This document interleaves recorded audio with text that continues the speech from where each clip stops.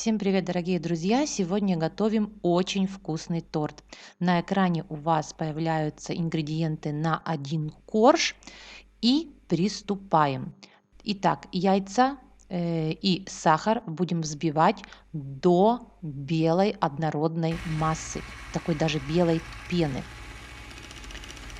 И обращаю внимание, что взбиваем на водяной бане, то есть нагреваем воду в кастрюльке до такого более-менее горячего состояния, вставляем туда сосуд с яйцами и сахаром и взбиваем вот до такой пены. Должно все, как сказать, увеличиться минимум в 2 раза, но пена должна быть вот такая густая и однородная. И после этого всыпаем туда муку и осторожненько миксером все перемешиваем до однородной массы.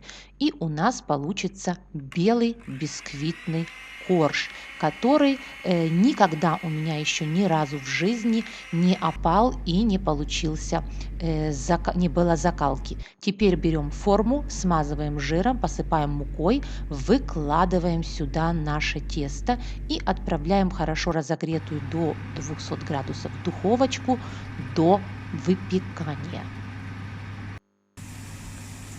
Вот смотрим, корж у нас уже золотистый, и проверяем его на выпечку, на готовность спичкой. Приступаем к следующему коржу, который будет у меня шоколадный. Все ингредиенты те же самые, только к муке добавляем 2-3 столовые ложки какао, порошка. Итак, взбили массу яиц с сахаром и вместе с мукой отправляем туда какао. И также перемешиваем до однородной и уже шоколадной массы. Следующий третий корж будет у нас также светлым. Так как это вишневый торт, то третий корж я не делаю ореховым, а иногда получается 3 разных коржа: белый, шоколадный и ореховый. Теперь приступаем к крему. На экране у вас появляются все ингредиенты, нужные нам для крема. Все сухие элементы я смешиваю в одну такую сухую смесь, и сейчас приступлю к приготовлению нашего крема. Также нам понадобится, в этот раз я взяла вишню, можно также попробовать и другие фрукты, вишня может быть также и замороженная. Часть я выберу косточки, а для декорации верха будет вишня с косточками, чтобы не текло. Итак, беру пустой сосуд и перекладываю туда несколько ложек нашей сухой смеси. Все будем делать поэтапно, чтобы не было комочков.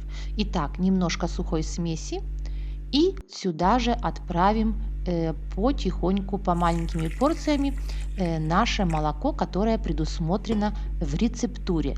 Берем венчик и все это будем хорошенечко размешивать до такой однородной массы. Потихоньку, по чуть-чуть, не все сразу.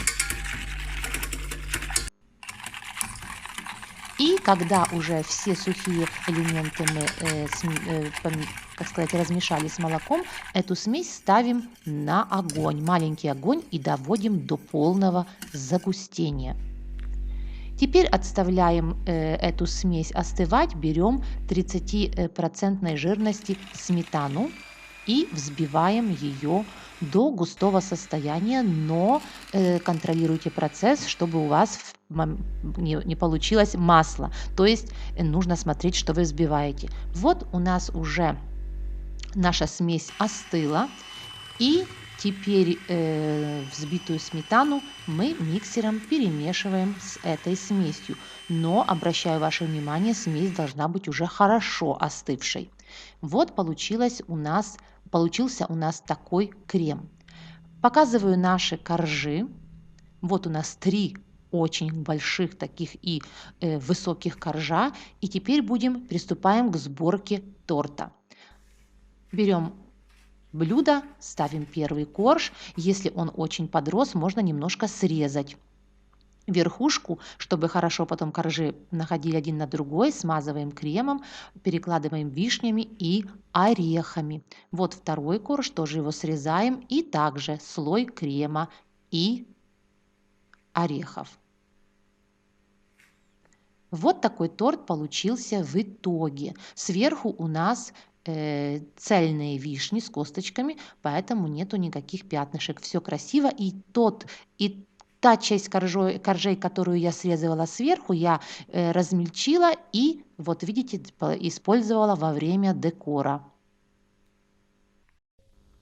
Как видите, торт получается очень высоким, очень нарядным, красивым и с привкусом такого, как бы сказать, крема-пломбир.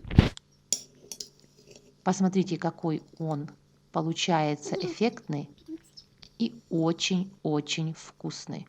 Обязательно попробуйте, и вы не пожалеете. Друзья мои, огромное спасибо за просмотр. Подписывайтесь, заходите на канал. У меня не только кулинарные рецепты, но еще много всего интересного. До новых встреч уже совсем скоро.